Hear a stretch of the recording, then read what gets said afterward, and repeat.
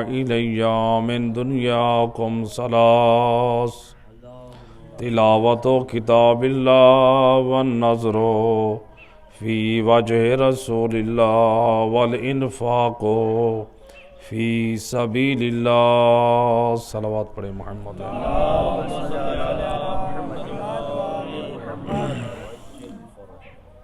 سامعین محترم، جناب فاطمہ زہرا سلام اللہ علیہا کی مناسبت سے جناب سیدہ کی زبانی ان کے چاہنے والوں کے نام پیغام کہ جناب فاطمہ زہرا اپنے حبداروں کو، اپنے موالیوں کو، اپنی مودت رکھنے والوں کو کیا پیغام دے رہی ہیں. فرماتی ہیں اے دنیا والو، اے دنیا سے دل لگانے والو، اے مال اور روپے سے دل لگانے والو، اے جائیدادوں سے دل لگانے والو، تمہاری محبتیں مال سے ہیں، تمہاری محبتیں دنیا سے ہیں، تمہاری محبتیں اس دنیا سے ہے، لیکن زہرا نے اگر دنیا سے کچھ پسند کیا ہے تو وہ تین چیزیں ہیں. زہرا کو دنیا سے تین چیزیں پسند ہیں. اے فاطمہ زہرا سلام اللہ علیہا، وہ کون سی تین چیزیں ہیں جسے آپ دوست رکھتے ہیں ہماری زندگی میں آ جائیں گی تو ہم بھی آپ کی نگاہ میں صاحب قدر ہو جائیں گے. بی بی فاطمہ زہرا کو جو پسندیدہ چیزیں ہیں اگر ہم ان کو اپنا لیں، جب سیدہ ان کو پسند کر رہی ہیں، ان اعمال بجا لانے والوں کو پسند نہ کریں گی؟ تو بی بی زہرا کیا فرماتی ہیں؟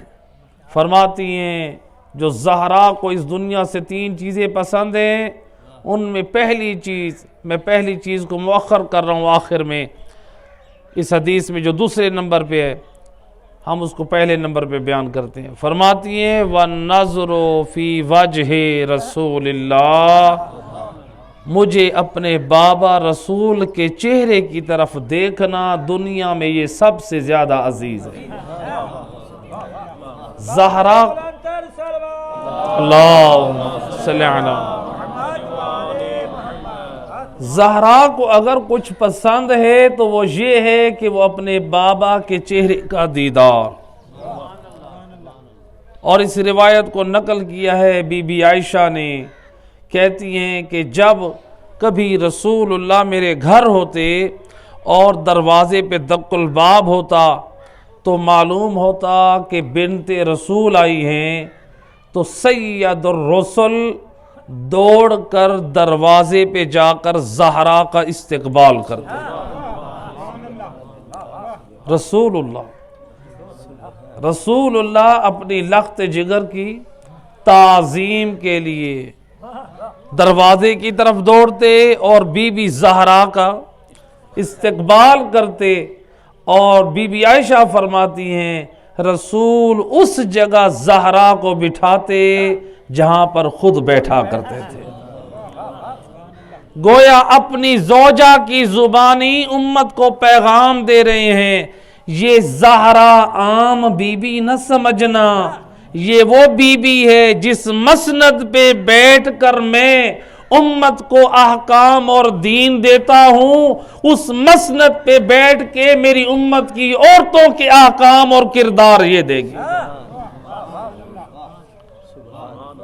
اور یہ بات رسول کی زوجہ بی بی عائشہ بتا رہی ہے. اور فقط یہاں تک نہیں، روایت کہتی ہے سید الرسل بی بی زہرا کے ہاتھوں کا بوسہ دیتے ہیں. اور بی بی عائشہ کہتی ہے میں نے پوچھا یا رسول اللہ، آپ اتنا تعظیم زہرا کے لیے کیوں دوڑ کر جاتے ہیں، زہرا کا استقبال کرتے ہیں، آپ کو یہ کیسے پتا چل جاتا ہے کہ دروازے پہ آنے والا کوئی اور نہیں آپ کی لخت جگر فاطمہ زہرا ہے؟ کہتے ہیں او میری زوجہ، جب زہرا میرے دروازے کی طرف آنا چاہتی ہے، جب آ رہی ہوتی ہے، اللہ کی طرف سے ایک ملک آ کر خبر دیتا ہے یا حبیب اللہ، آپ کی وارث زہرا آ رہی ہے، جا کے اس کا استقبال کرے۔ اللہم صلی علی آپ جا کر اس کا استقبال کریں۔ اب رسول اللہ بی بی زہرا کا اتنا استقبال کیوں کرتے تھے؟ لوگ سوال کرتے ہیں بی بی زہرا کا یہ استقبال کیوں کرتے ہیں؟ پہلا جواب تو رسول اللہ نے خود بتا دیا، دوسرا جواب ایک عقلی جواب۔ دیکھیں، اگر کسی ملک کا آ رہا ہو نا وزیر اعظم، تو اس کی تعظیم اور احترام کے لیے ہمارے ملک کا وزیر اعظم جائے گا، اس کا استقبال کرے گا، ایسے ہے کہ نہیں؟ اگر کسی ملک کا صدر آ رہا ہے تو پھر ملک کا صدر جاتا ہے، اس کا استقبال کرتا ہے۔ اگر صدر آئے اور ملک کا وزیر جا کے استقبال کرے تو وہ ملک والے کہتے ہیں کہ آپ نے ہمارے صدر کی توہین کی۔ ایسے کہتے ہیں کہ نہیں کہتے؟ اور ایسا ہوا بھی ہے۔ مثلا کسی زمانے میں جب پاکستان میں کوئی آیا بڑا، جب اس کے اسٹیٹس کے مطابق، اس کے رتبے کے مطابق کوئی تعظیم کرنے والا نہ پہنچا تو انہوں نے شکوہ کیا کہ آپ نے ہماری تعظیم نہیں کی، آپ نے ہمارا احترام نہیں کیا۔ بھئی وہ صدر کا احترام صدر کرنے آئے، وزیر اعظم کا احترام وزیر اعظم کرنے آئے، عام وزیر کا احترام وزیر کرنے کے لیے جائے گا۔ تو اب سید الرسل فاطمہ زہرا کی تعظیم کر کے کیا سمجھانا چاہتے ہیں؟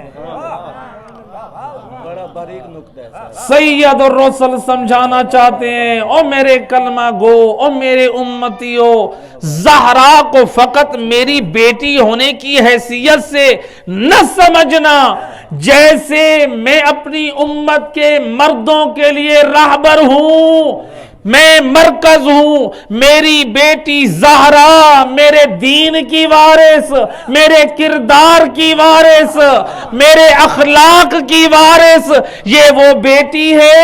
امت کی عورتوں کو چاہیے پاک کردار لینا ہو، پاک کلام لینا ہو تو زہرا کے دروازے پہ آ جائے۔ نعرہ صلوات، اللہم صلی علی محمد۔ میں مردوں کا سردار ہوں تو فاطمہ عورتوں کی سردار ہے، تو لہذا سردار کی تعظیم کر کے عمل سے بتا رہا ہے اس بی بی کو اپنے جیسا نہ سمجھنا۔ ایک صلوات پڑھیں بی بی کی عظمت پہ، اللہم صلی علی محمد۔ جناب سیدہ فرماتی ہیں کہ مجھے 3 چیزیں، پہلی چیز اپنے بابا کے چہرے کی زیارت، رسول کی زیارت۔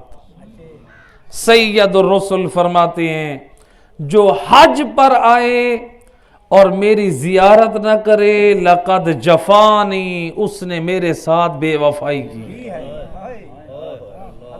آج یہ نظریہ دیا جا رہا ہے کہ آپ حج پہ جائیں تو زیارت کے لیے نہ جائیں، یہ بدعت ہے۔ اور میرا دوست تجھے حج ملا بھی تو محمد مصطفیٰ کے دروازے سے ہے،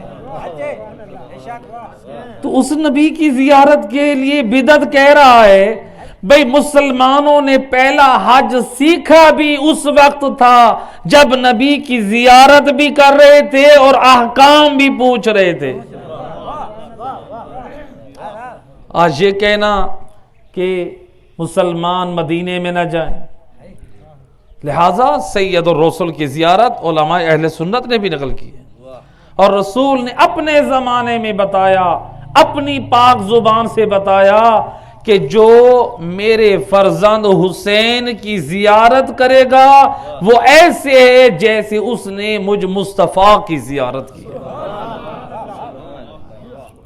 اس نے مجھ مصطفیٰ کی زیارت کی، تو لہذا آل رسول کی زیارت بھی رسول اللہ کی زیارت ہے۔ ہمیں تو اسلام نے اتنا بہترین جو ہمیں ایک پاک کردار اور ایک بہترین ہمیں پیغام دیا ہے۔ اسلام کے دامن میں تو یہ بھی تعلیم ہے کہ مومن کی زیارت کرے، خود یہ بھی مستحب ہے۔ مومن کا مومن سے زیارت کرنا یہ مستحب ہے، ثواب ہے۔ روایت میں جملہ ہے امام موسیٰ کاظم علیہ السلام، اللہم صلی علی محمد،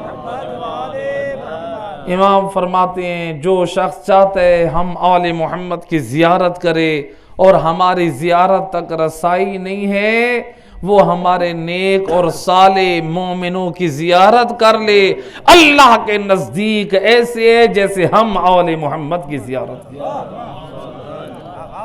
اور جو ہماری دعوت کرنا چاہتا ہے، ہمیں کچھ کھلانا چاہتا ہے، ہم تک رسائی نہیں ہے، ہمارے چاہنے والوں میں سے نیک اور صالح نمازی روزے دار دیندار لوگوں کی دعوت کرے، اللہ کے نزدیک ایسے ہے جیسے ہم آل محمد کی دعوت کریں۔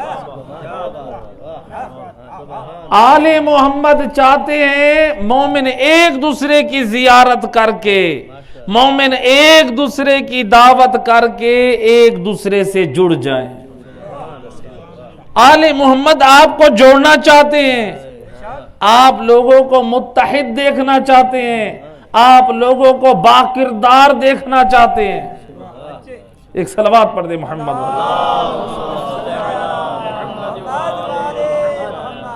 لہذا زیارت رسول یہ ایک اہمیت رکھتا ہے۔ یہ پہلا عمل جو جناب فاطمہ زہرا نے فرمایا۔ دوسرا عمل جناب سیدہ فرماتی ہیں وَالْإِنفَاقُ فِي سَبِيلِ اللَّهِ، زہرا کو اگر دنیا میں سے کوئی عمل پسند ہے وہ ہے اللہ کی راہ میں خرچ کرنا۔ اللہ کی راہ میں سخاوت کبھی واجب ہے اور کبھی مستحب ہے۔ صرف سخاوت مستحب نہیں ہے، سخاوت کبھی واجب بھی ہے۔ قبلہ صاحب موجود ہیں۔ سخاوت کیسے واجب ہے؟ جس پر زکوٰۃ واجب ہے اس کے لیے واجب ہے کہ وہ یہ سخاوت دکھائے، اپنے مال میں سے اللہ کا، رسول کا، غریبوں کا حق ادا کر کے یہ اپنی واجب سخاوت کو ادا کرے۔ جس کے مال میں بچت ہو رہی ہے سال میں، وہ خمس ادا کر کے یہ واجب سخاوت کو ادا کرے۔ یا اسی طرح سے ماہ رمضان کے آخر میں جب عید الفطر میں زکوٰۃ فطرہ جو نکالتے ہیں، یہ زکوٰۃ یہ بھی واجب ہے، یہ زکوٰۃ بھی واجب ہے، اور یہ سخاوت بھی کیا ہے؟ واجب ہے۔ یہ زکوٰۃ فطرہ امام جعفر صادق علیہ السلام، اللہم صلی علی محمد امام فرماتے ہیں جو شخص زکوٰۃ فطرہ نہیں دیتا، بعید نہیں ہے کہ اس شخص کو اسی دن موت آ جائے۔ زکوٰۃ فطرہ کی اتنی اہمیت ہے، تو لہذا زکوٰۃ واجب ہو جیسے زکوٰۃ فطرہ ہے یا دوسری زکوٰۃ ہے یا خمس ہو، یہ واجب ہے، اس میں سخاوت واجب ہے۔ یا انسان کے پاس مال ہے، حج بیت اللہ کی زیارت کے لیے وقت بھی ہے اور پیسہ بھی ہے، اب اس کے لیے سخاوت واجب ہے کہ اپنا مال صرف کرے اور اللہ کے گھر کی زیارت کے لیے اپنا فریضہ واجب کو پہلی فرصت میں ادا کرے۔ یہ سخاوت کیا ہے؟ واجب ہے۔ اور مستحب سخاوت کیا ہے؟ انفاق فی سبیل اللہ، دوسرے امور میں. اچھا کبھی یہ واجب ایک اور مثالیں بھی ہو سکتی ہیں.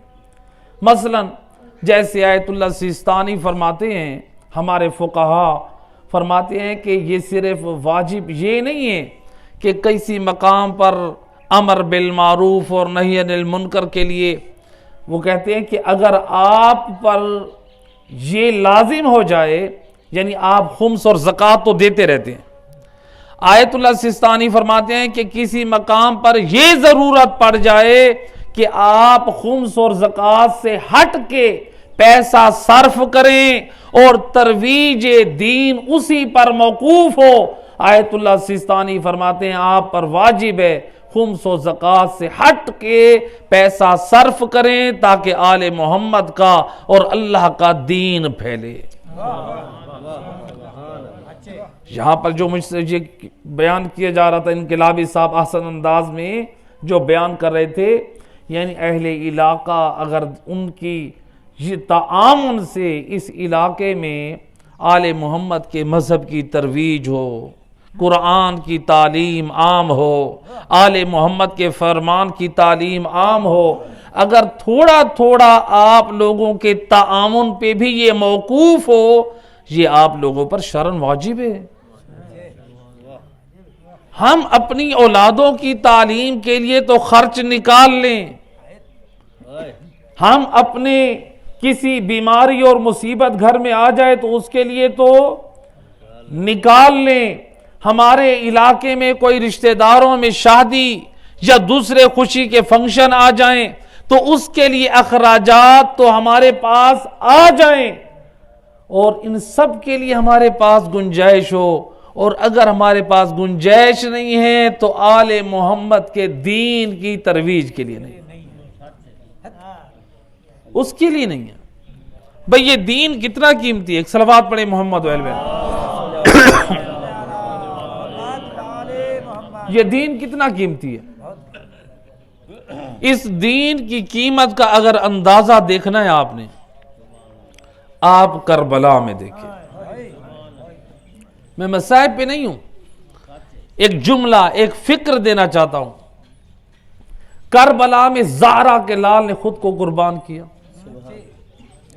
مجھے اور آپ کو اپنی اولاد کتنی پیاری ہے، کتنی عزیز ہے، اور ہماری کروڑوں اولادیں قربان حضرت علی اکبر کی جان پہ. ہم سب کی جانیں قربان حضرت علی اصغر کی جان اور خون پہ. ہمیں اپنی اولادیں اتنی پیاری کہ ہم کہیں کہ ہم سب کچھ قربان کر دیں. ذرا اندازہ کریں حسین کو علی اکبر کتنا پیارا تھا، حضرت علی اصغر کتنے پیارے تھے، حضرت عباس علمدار کتنے پیارے تھے. یہ ہستیاں اتنی پیاری تھیں. اب سوال یہ ہے ان سب کو امام حسین نے کس پہ قربان کیا؟ اللہ کا دین بچ جائے. کیا کربلا میں یہ قربانی کے بعد اللہ کا دین بچا؟ بے شک بچا. وہ بچا ہے تو آج یہ مسجد قائم ہے. وہ دین بچا ہے تو آج یہ ذکر ہو رہا ہے. آج یہ ذکر صدقہ ہے کربلا والوں کی شہادت کا. آج اگر قرآن باقی ہے، آج اگر دین باقی ہے تو کربلا والوں کی شہادت کا صدقہ. ایسے ہے کہ نہیں؟ یعنی ان ہستیوں نے قربانیاں دی کہ اللہ کا دین کیوں بچ جائے. اب آپ لوگوں سے سوال ہے اللہ کا دین کیوں بچ جائے؟ اس لیے بچ جائے کہ میرے نانے کی امت اس دین پر عمل کرے. یعنی دین اتنا قیمتی ہے. حسین ابن علی اپنی قیمتی اولاد، اپنے بھائیوں کو، خود اپنی جان کو قربان کر رہے ہیں. اللہ کا دین بچ جائے اور اس دین پر میرے نانے کی امت عمل کرے. اب میرا دوست یہ میں نے اور تو نے دیکھنا ہے، جس دین کو بچانے کے لیے حسین نے اتنا قربان کیا، اس دین پہ ہم کتنا عمل کر رہے ہیں. ایک صلوات پڑھ دے محمد. نعرہ نعرہ تکبیر، نعرہ رسالت، یا رسول اللہ، نعرہ حیدری، علماء حق دی سیات و سلامتی واسطے بلند تر صلوات۔ اللہم صلی علی محمد وعلی۔ لہٰذا یہ دین بچ گیا، یہ ہمارے لیے۔ اب ایسا نہ ہو کل ہم میدان قیامت میں ہم آقا حسین کی خدمت میں جائیں، مولا ہم آپ کے عزادار تھے، مولا ہم آپ کے حبدار تھے، مولا ہم آپ کی فرش عزا بچھانے والے تھے، مولا ہماری سفارش کیجئے، ہماری شفاعت کیجئے۔ ایسا نہ ہو زہرا کا لال دیکھ کر کہے اب کس منہ سے آیا ہے میرے پاس، پوری زندگی تو نے اللہ کے دین کی نافرمانی کی، نے تو میرے کربلا میں جو بچے قربان ہوئے نے تو ان کی قربانیوں کی لاج نہ رکھی، اب کس منہ سے میرے پاس آیا ہے؟ نے تو میری قربانی کی لاج نہ رکھی، نے تو اکبر و اصغر کے خون کی لاج نہ رکھی۔ یہ کربلا والوں نے ایک بہت عظیم کارنامہ انجام دیا ہے۔ وہ کارنامہ اس لیے تھا اللہ کا دین بچ جائے اور اس دین پر ہم عمل کریں۔ آل محمد ہمیں باکردار دیکھنا چاہتے ہیں، ہمیں باکردار دیکھنا چاہتے ہیں۔ کیا آپ میں سے کوئی یہ پسند کرتا ہے کہ اس کا بیٹا زانی ہو؟ کیا کوئی باپ پسند کرتا ہے میرا بیٹا شرابی ہو، میرا بیٹا جواری ہو، میرا بیٹا بدکار ہو، میرا بیٹا جو ہے وہ خطاکار ہو؟ میں اور آپ پسند نہیں کرتے ہماری اولاد زانی ہو، ہماری اولاد شرابی ہو، ہماری اولاد جواری ہو، ہماری اولاد بدکار ہو، اور میرا دوست وارث جنت امام کیسے پسند کرے میرا شیعہ جواری ہو،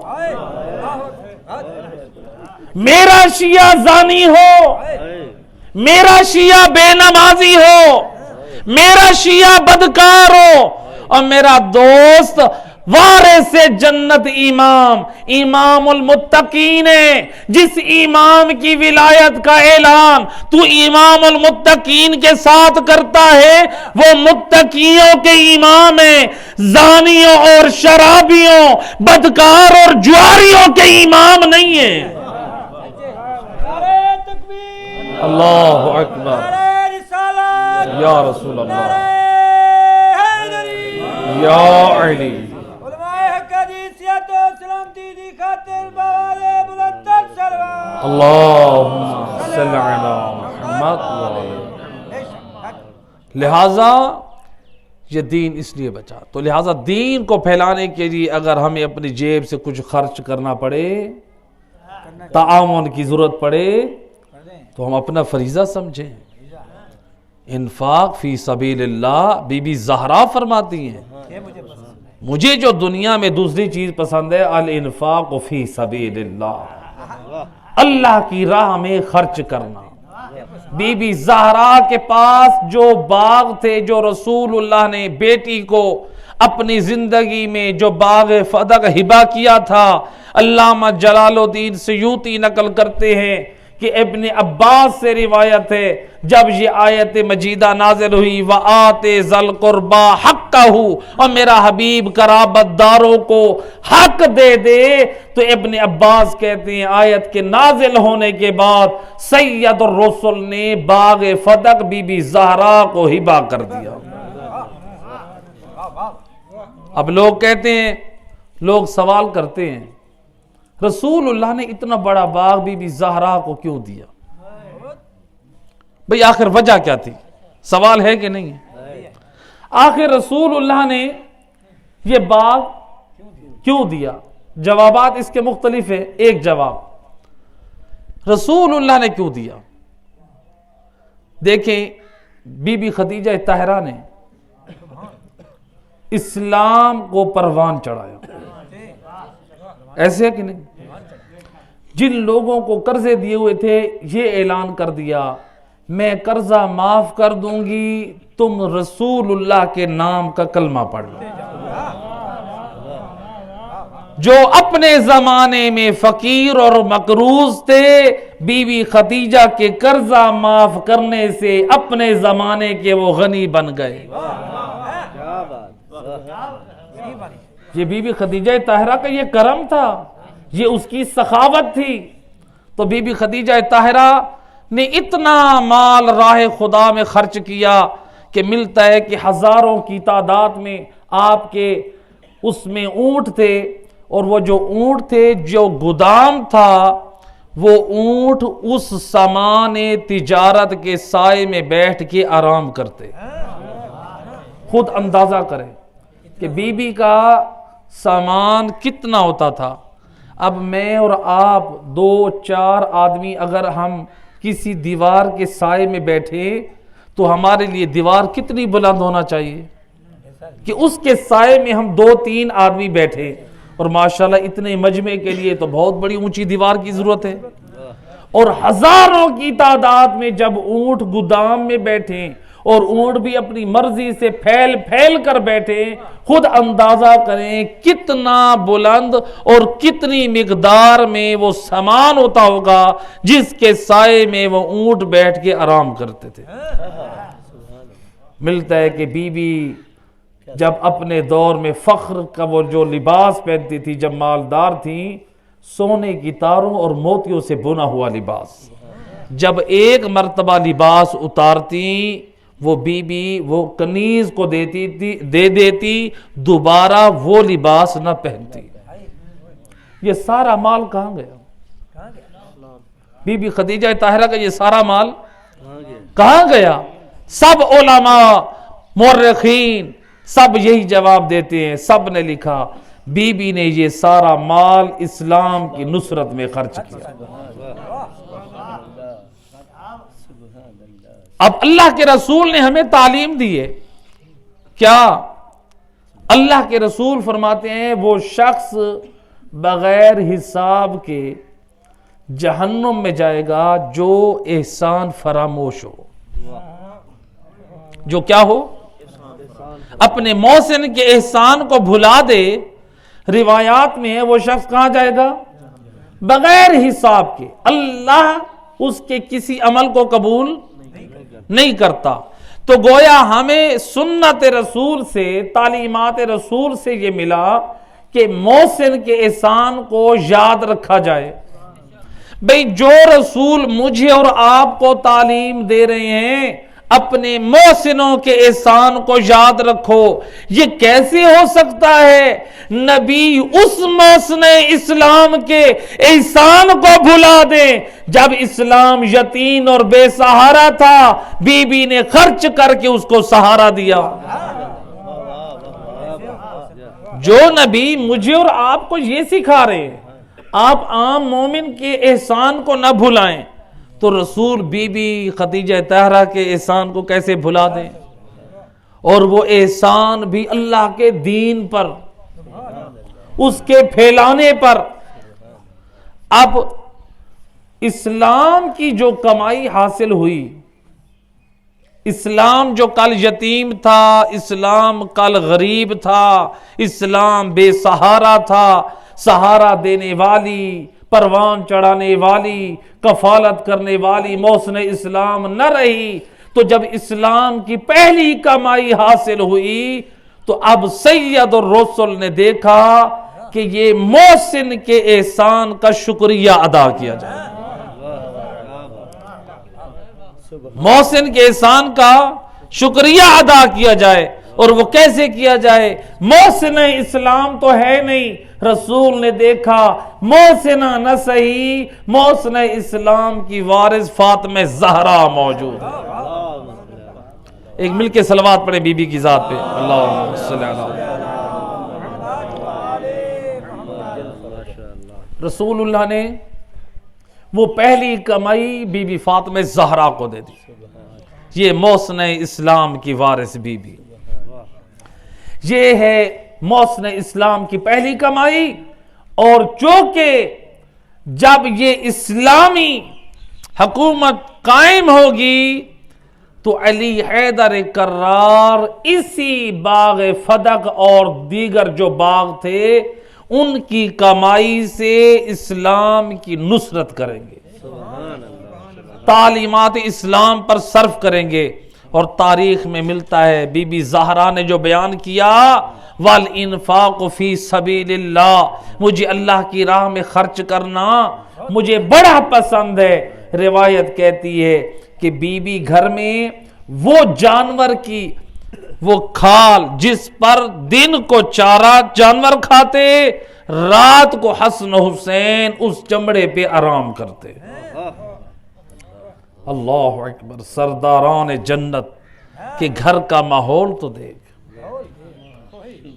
انہوں نے تو کبھی یہ تمنا نہیں کی ہے ہم نرم بستر پر سوئیں اور اس کے لیے وہ حرام کی طرف ہاتھ بڑھائیں.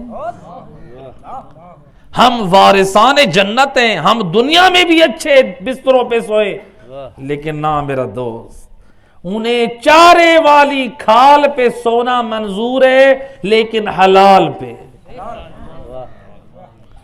انہیں فاقے منظور ہے لیکن حرام کا نمک بھی منظور نہیں ہے. لہذا یہ ہے کردار. اور بی بی زہرا کیا کرتی جب یہ باغ فتح جو دوسرے باغوں کی کمائی آتی، تاریخ کہتی ہے بی بی اس مال کی اس چمڑے پر بیٹھ جاتی، وہ تھیلیاں بناتی، درہم و دینار کی تھیلیاں بناتی جو مدینہ شہر کے فقراء، مساکین، غریب، بیوہ لوگوں کے ان کے گھروں کے راشن اور فاقہ اور ان کی تنگ دستی اور غربت کو دور کرنے کے لیے فاطمہ زہرا اپنے حصے کی کمائی کو غرباء میں تقسیم کر دے. یہ آل محمد کا پاک کردار. کچھ سیکھیں ہم ان سے. روایت ہے کہ مولا علی علیہ السلام مل کے صلوات پڑھیں. اللہم صلی اللہ.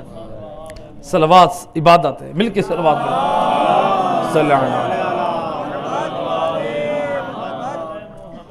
روایت ہے صلوات کا ذکر آ گیا چونکہ آج یوم جمعہ بھی ہے اور بہت اجر و ثواب ہے جمعہ کے دن صلوات پڑھنے. آج کے دن کا خاص ذکر ہے جو امام حسین علیہ السلام سے روایت ہے اللہم صلی اللہ کہ ہر روز 1000 مرتبہ ایک ذکر ہے، تو وہ جمعہ کے دن 1000 مرتبہ درود شریف ہے،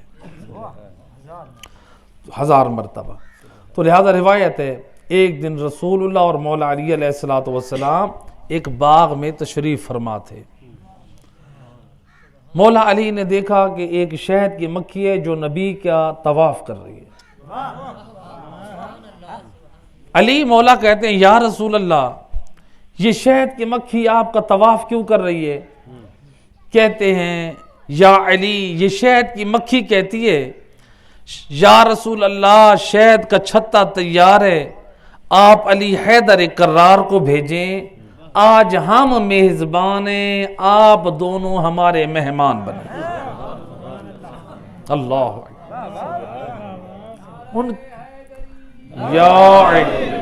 ان کے دل میں بھی نور ولایت آل محمد ہے، وہ بھی محبت اور حب رکھتے ہیں. اللہ کے رسول فرماتے ہیں یا علی جاؤ. علی مولا چلے، شہد کی مکھی بڑا چوڑا ہو کے چل رہی ہے، کیوں فخر نہ کرے؟ آپ کے دروازے پہ MNA آ جائے تو آپ فخر سے چلے. اس کے ساتھ تو سید الاوصیاء جا رہا ہے جو لوگوں کا بنایا ہوا نہیں، رب کا منتخب کرتا ہے.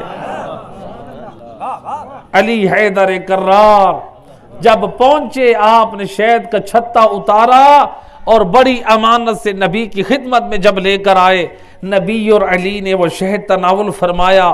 جب شہد تناول فرما چکے، سید اور رسول پاک زبان سے فرماتے ہیں اے شہد کی مکھی تیرا شہد بڑا میٹھا ہے، تیرے شہد میں بڑی لذت ہے، تیرے شہد میں بڑی پاکیزگی ہے، تیرے شہد میں بڑی طہارت ہے، لیکن تو مختلف پھولوں سے رس چنتی ہے، مختلف باغوں سے رس چنتی ہے، کوئی پھیکے ہوتے ہیں تو کوئی میٹھے ہوتے ہیں، کوئی ترش ہوتے ہیں تو کوئی کیسے ہوتے ہیں.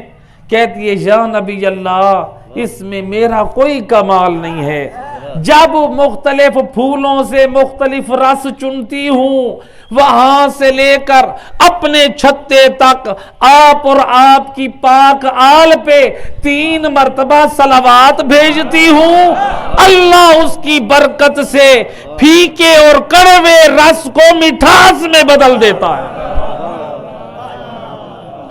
مل کے صلوات پڑھیں، اللہ صلی اللہ صلی اللہ محمد، ماشاءاللہ۔ اب میرا آپ لوگوں سے سوال، شہد کی مکھی افضل ہے یا میں اور آپ؟ کون افضل ہے؟ ہم افضل ہیں۔ اللہ قرآن میں فرما رہے ہیں وَلَقَدْ كَرَّمْنَا بَنِي آدم، ہم نے اولاد آدم کو تمام مخلوقات سے اشرف المخلوقات بنایا ہے۔ میرا دوست شہد کی مکھی پیغام دے رہی ہے کہ اگر میں نے محمد والے محمد کی ذات پہ صلوات بھیجی، اللہ نے پھیکے اور کڑوے رس کو مٹھاس میں، پاکیزگی میں، طہارت میں اور مٹھاس میں بدل دیا۔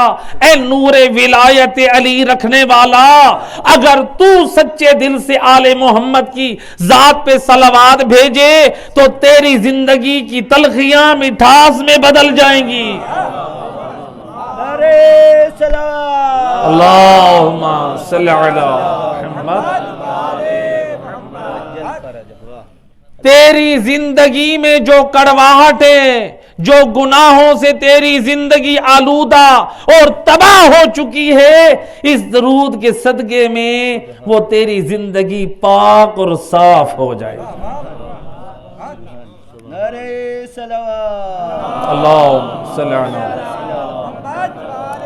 محمد۔ روایت ذکر کر رہا تھا کہ مولا علی علیہ السلام آپ ایک میدان جنگ میں جنگ کر رہے ہیں۔ یہ ایک مشرک پہلوان، کون ہے؟ مشرک پہلوان، اس کی تلوار گر گئی یا ٹوٹ گئی۔ اس نے کہا کہ یا علی مجھے اپنی تلوار دو۔ روایت کہتی ہے کہ اس کا یہ کہنا تھا، علی حیدر کرار نے اپنی تلوار کو پھینکا، کہتا اے علی میدان جنگ ہے اور تو اپنی تلوار مجھے دے رہا ہے۔ علی حیدر کرار فرماتے ہیں کہ ہمارے یہ کرم اور شرف کے منافی ہے، کوئی ہم سے سوال کرے ہم اسے خالی لوٹا دیں۔ اللہ اکبر، یا علی، جو ہم سے سوال کرے ہم اسے خالی لوٹا دیں۔ مانگنے والا مشرک ہے، اور میرا دوست فکر کر، مانگنے والا مشرک ہے تو علی نے اس کو بھی خالی نہیں لوٹایا، اور تیرے دروازے پہ علی والا آ جائے اور تو اسے خالی لوٹا دے، اور پھر دعویٰ کریں ہم تو ہیں محب علی۔ اور میرا دوست، صرف ذات علی سے محبت کا نام محب علی ہونا نہیں ہے، بلکہ ہر وہ چیز جو علی سے منسوب ہو جائے اس کی تعظیم کرتا جا، اسی کا نام محبت علی ہے۔ اس کی میں ایک مثال دیا کرتا ہوں۔ یہ دیکھیں، یہ مسجد اور امام بارگاہ کا دروازہ لوہے کا، یہ لوہا پہلے کہاں تھا؟ مارکیٹ میں۔ جب یہ دروازہ نہیں بنا تھا، لوگوں کے پاؤں کے نیچے یہ لوہے کی چادریں آ رہی تھی، نجاست طہارت کا کوئی خیال نہیں تھا، ایسے کہ نہیں ہے؟ پاؤں کے نیچے نجاست طہارت کا کوئی خیال نہیں۔ ہو سکتا ہے کسی نجس حیوان کے پیشاب کی چھینٹیں بھی جا رہی ہوں، ہو سکتا ہے کسی اور کی نجاست کی چھینٹیں بھی جا رہی ہوں، لیکن کوئی پرواہ کرنے والا نہیں ہے۔ لیکن جب وہ دروازہ بنا اور وہ آ گیا، لگ گیا امام بارگاہ کے گیٹ پر، جب وہ لگا، اب اگر کسی نے جسارت کرنا چاہی کہ میں اس دروازے کو آگ لگاؤں، آپ کی غیرت ایمانی اجازت نہ دے گی۔ ہمارا خون تو بہہ سکتا ہے، ہم اس دروازے کو آگ لگنا برداشت نہیں کریں گے، ایسے کہ نہیں ہے؟ کیوں؟ اس لیے کہ اس دروازے کی تعظیم بڑھ گئی ہے. حالانکہ یہ لوہا ہے، یہ پہلے مارکیٹ میں تھا، پہلے تعظیم نہ تھی، تو اس کی تعظیم بڑی ایک پاک گھر کی نسبت سے. اب میرا آپ سے سوال ہے، یہ لوہا افضل ہے یا انسان افضل ہے؟ انسان افضل ہے. انسان میں سے کون افضل ہے؟ مسلمان افضل ہے یا کافر؟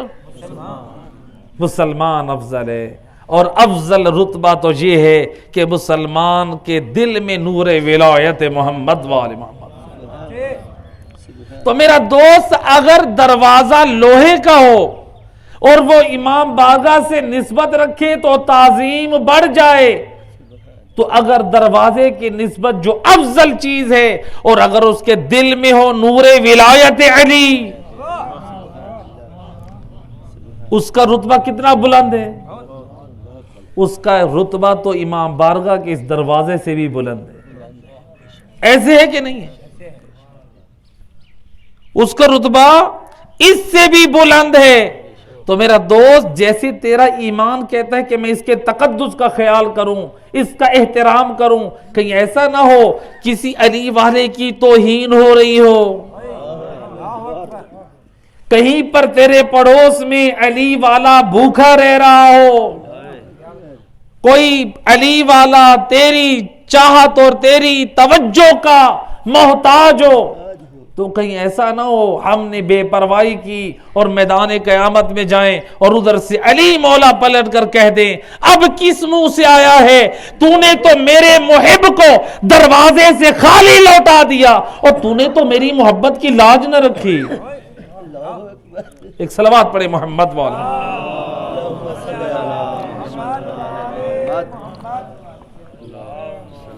بار دیگر باواز بلند صلوات. لہذا والانفاق فی سبیل اللہ، فاطمہ زہرا کو بڑا محبوب. تیسری چیز، جناب فاطمہ زہرا کو کیا پسند ہے؟ جہاں بی بی زہرا کو اپنے بابے کی زیارت پسند ہے، خود اندازہ کریں رسول کے چہرے کی زیارت کے ساتھ انفاق فی سبیل اللہ. انفاق فی سبیل اللہ کے ساتھ تیسری چیز جو بی بی نے بیان کی، فرماتے ہیں وَتِلَاوَةُ کتاب اللہ، اللہ کا کلام قرآن کی تلاوت یہ زہرا کو بڑی پسند ہے. قرآن سے محبت رکھ. صرف قرآن اس لیے نازل نہیں ہوا کہ ہم بیٹیوں کی شادیوں کے وقت اس کے نیچے سے گزار دیں. قرآن اس لیے نازل نہیں ہوا صرف ہم انہیں مسجدوں اور گھر کی زینت بنا دیں. قرآن اس لیے نازل نہیں ہوا کہ ہم اپنے گھروں میں رکھ کے چوروں سے محفوظ رکھنے کے لیے پیسے اس میں محفوظ کر دیں. ایک صلوات پڑھے محمد.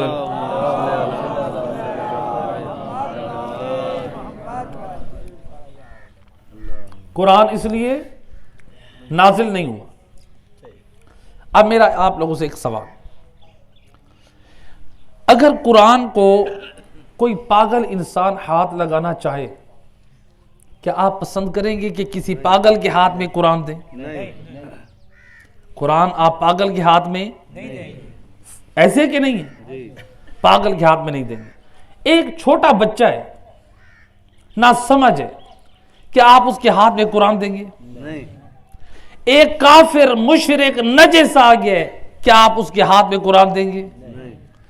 ایک شخص ہے جس کے ہاتھ میں غلاظت اور نجاست ہے، کیا آپ اس کو قرآن دیں گے؟ آپ نے گھر میں قرآن، عورتوں نے قرآن میں پیسے رکھ دیے، کیوں؟ اس لیے کہ اس میں چور قرآن کی طرف نہیں بڑھے گا. ایسے کہ نہیں؟ اس کا مطلب ہے قرآن کا تعلق، چور کا تعلق قرآن سے نہیں ہے.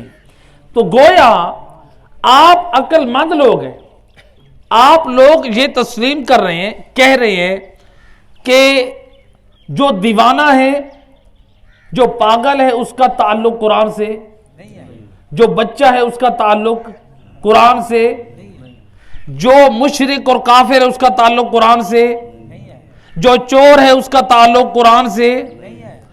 جب ان کا تعلق قرآن سے نہیں ہے، میرا دوست ذرا فکر کر، کیا ہم پاگل ہیں جو ہماری زندگی میں قرآن نہیں ہے؟ کیا ہم چور ہیں ہماری زندگی میں قرآن نہیں ہے؟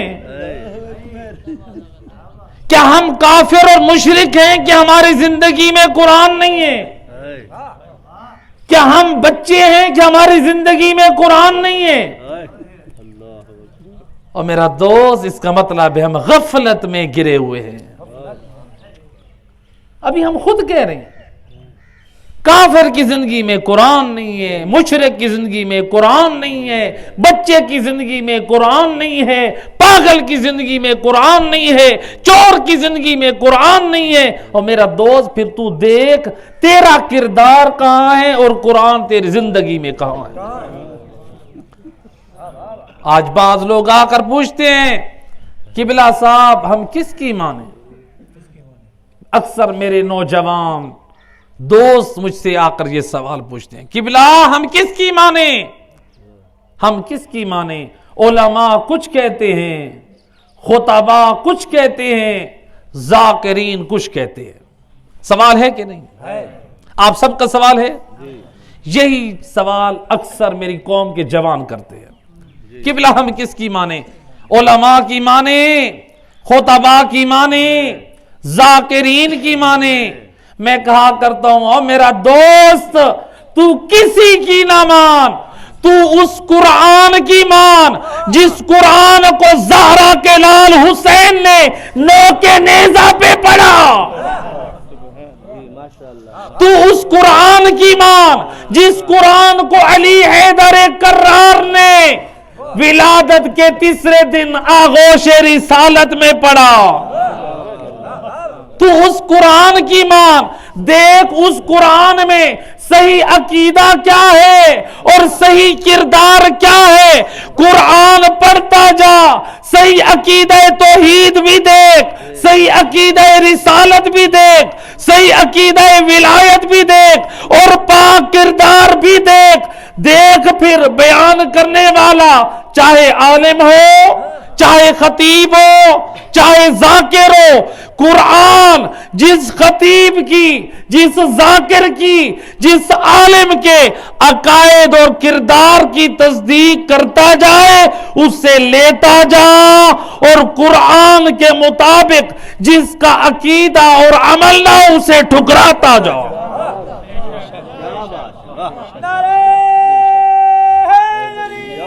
یا علی زہرا کے لال نے نوکے نیزہ پہ تجھے قرآن سنا کے بتایا. ہم وہ ہیں سر تو کٹ سکتا ہے لیکن ہم سے قرآن جدا نہیں ہو سکتا. اے حسین والا، کیا میں نے اور تو نے کربلا سے سیکھا تلاوت قرآن؟ شب عاشور حسین کیا کہتے ہیں؟ شب عاشور کا پیغام، حسینیت کا پیغام حسین نے کربلا سے دیا. انی احب الصلاۃ، میں حسین کو نماز سے محبت ہے. و تلاوت القرآن، مجھ حسین کو تلاوت قرآن سے محبت ہے. اور میرا دوست کربلا کی طرف دیکھ تو حسین قرآن سے محبت کر رہے ہیں، اور فاطمہ زہرا کو مدینے میں دیکھ تو زہرا تلاوت قرآن کو پسند کر رہے ہیں. اور کوفہ و شام کے بازاروں میں دیکھ تو حسین سر نوکا پہ، نوک نیزہ پہ حسین کا سر تلاوت قرآن کر رہا ہے. اور اگر کعبے کے پاس علی کو آغوش رسالت میں دیکھ تو علی بھی تلاوت قرآن کر رہا ہے. ہم دیکھیں ہماری زندگیوں میں قرآن کہاں ہے؟ مسلمان تو ہیں، مومن تو ہیں، ہماری زندگی میں قرآن بھی ہے نہیں. امام جعفر صادق علیہ الصلوۃ والسلام، اللہم صلی علیہ، امام فرماتے ہیں جو بندہ قرآن دیکھ کے پڑھتا ہے اللہ اس کو 2 سعادتیں عطا کرتا ہے. پہلی یہ اس کی آنکھوں کی بینائی قرآن کو دیکھ کے پڑھنے کی برکت سے اچھی اور درست ہو جائے گی۔ دوسرا امام فرماتے ہیں جو دیکھ کے قرآن پڑھتا ہے اگر اس کے والدین میں سے کوئی کافر بھی ہوگا اللہ اس تلاوت کے صدقے میں اس کے والدین کے عذاب میں کمی کر دے گا۔ کون ہوگا؟ کافر ہوگا۔ اور اگر کسی کے والدین مومن ہوں، اللہ اکبر، اور اگر وہ تلاوت کی بھی مومنوں کے لیے کی جا رہی ہو رتبہ اور بھی بڑھ جائے گا۔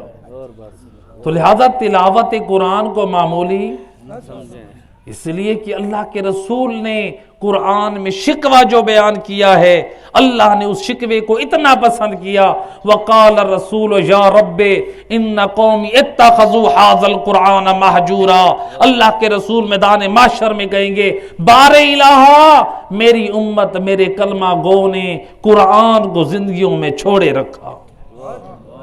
یہ رسول اللہ شکوہ کریں گے، ان لوگوں کا شکوہ کریں گے جو مسلمان تو ہیں لیکن ان کی زندگیوں میں قرآن نہیں ہے۔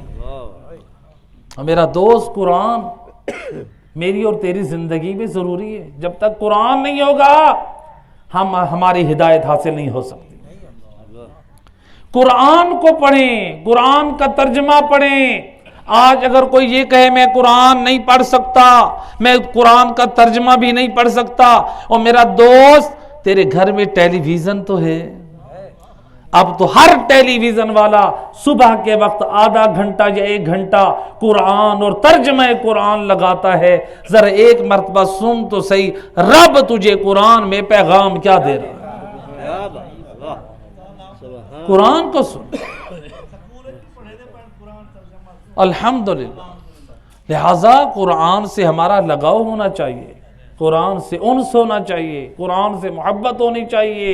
اپنی پہچان دنیا والے تیری پہچان یہ نہ بنائیں کہ علی والوں کو قرآن نہیں آتا، اپنی پہچان ایسی نہ بنا دنیا والے کہیں علی والے نمازی نہیں ہیں، اپنی پہچان ایسی نہ بنا دنیا والے کہیں علی والے شرابی ہیں، علی والے زانی ہیں، اور میرا دوست اپنی پہچان وہ بنا جو علی حیدر کرار دے کر گئے۔ علی تو سچے امام ہیں، صادق امام ہیں، وہ چاہتے ہیں میرا چاہنے والا سچ بولنے والا ہو۔ علی تو وہ ہیں جو حالت رکوع میں زکوٰۃ دینے والے ہیں، چاہتے ہیں میرا چاہنے والا نمازی بھی ہو زکوٰۃ دینے والا بھی ہو۔ علی باب مدینۃ العلم ہیں، نبی کے علم کے وارث ہیں، علی تو علم رکھتے ہیں، علی چاہتے ہیں میرا چاہنے والا علم دوست ہو، علم دوست ہو، اس کا عمل علم کے ساتھ ہو، بغیر علم کے نہ ہو۔ اس لیے علی حیدر کرار فرماتے ہیں سن لو اے دنیا والو، یاد رکھو کبھی بھی اپنی آرزوؤں سے اپنی خواہشات کی پیروی نہ کرنا۔ علی فرماتے ہیں من افتى بغیر علم فقد کفر۔ او علی والو سن لو، علی کی نگاہ میں جو شخص بغیر علم کے فتویٰ دیتا ہے وہ کافر ہے، جو بغیر علم کے فتویٰ دے وہ کافر ہے۔ اللہ اکبر۔ اور میرا دوست اپنی پہچان علی، تو علی والا ہے، تیری پہچان با کردار ہو، تیری پہچان نماز ہو، تیری پہچان روزہ ہو، تیری پہچان اہل علم اور علماء ہو، تیری پہچان مسجد کی طرف آنا ہو، تیری پہچان اتحاد اور اتفاق کا درس دینا ہو، تیری پہچان غرباء کے دروازے پہ جانا ہو، تیری پہچان تیری برادریوں میں صلح و صفائی کرانا ہو۔ اپنی پہچان یہ بنا۔ ہمارے آل محمد جب صلح و صفائی 2 مومنوں کے درمیان کرواتے سید الساجدین صلح کرانے کے بعد شکر سجدہ کرتے۔ میں ان کا ماننے والا کہ وہ صلح کرا کے سجدہ کریں، اور آج ہمارا کردار یہ ہو کہ ہم مومنوں کے درمیان لڑائیاں کریں۔ کس منہ سے جائیں گے امام کے پاس؟ لہذا آل محمد نے قرآن کے اوپر زور دیا ہے۔ بی بی زہرا نے تیسری چیز کون سی پسند کی؟ تلاوت قرآن۔ بی بی زہرا کو اتنا پسند تھا کہ اپنی وصیتوں میں ایک وصیت فرمائی، فرمایا یا علی میرے مرنے کے بعد میری قبر پہ تلاوت قرآن کرنا۔ اللہ اے علی، زہرا کو قرآن سے بڑا انس ہے، زندگی میں بھی قرآن سے محبت اور شہادت کے بعد بھی قرآن سے محبت۔ اے علی میرے بعد تلاوت قرآن، میری قبر پہ بیٹھ کے تلاوت کرنا۔ زہرا چاہتی ہیں وارث قرآن میری قبر پہ قرآن پڑھے۔ اجرکم علی اللہ زادارو، وارث قرآن۔ ایک دن ایسا آیا کہ گھر میں قرآن جمع کر رہی ہے، لیکن کچھ مسلمان دروازہ زہرا پر آئے۔ علامہ انصاری نقل کرتے ہیں، میں نے دیکھا وہ روایت نقل کرتے ہیں، کہتے ہیں کہ مدینہ شہر میں کچھ لوگوں نے، کچھ گھوڑوں پہ ہیں کچھ پیدل ہیں، کسی کے ہاتھ میں لکڑیاں ہیں، کسی کے ہاتھ میں تلواریں ہیں، کسی کے ہاتھ میں ڈنڈے ہیں۔ ایک شخص ہے جس کے کاندھے پہ خاردار جھاڑیاں ہیں۔ اجرکم علی اللہ عزت، یہ جھاڑیاں کیوں ہیں؟ کہا یہ اس شخص نے اٹھائی ہوئی تھی جو لکڑیوں کو آگ جلانے کے کام آتی ہے۔ آگ لگانے والے نے خود اپنے کاندھے پہ وہ جھاڑیاں باندھ کے ڈالی ہوئی ہے۔ آئے ہیں اس دروازے پہ جہاں نبیوں کا سردار نبی آئے تطہیر کی تلاوت کرتا ہے۔ اجرکم علی اللہ زادارو، اجرکم علی اللہ۔ یہ ایام فاطمیہ عبادت کے دن ہے۔ روایت کہتی ہے جب مسلمان در زہرا پر آئے، علی کو باہر نکالو۔ بنت رسول نے آواز دی پلٹ جاؤ۔ کہنے والے نے کہا جانتا اس میں حسن حسین بھی ہے اور اس میں رسول زادی ہے، اور کہنے والے نے جواب دیا وعیر، اور مجھے پرواہ نہیں ہے۔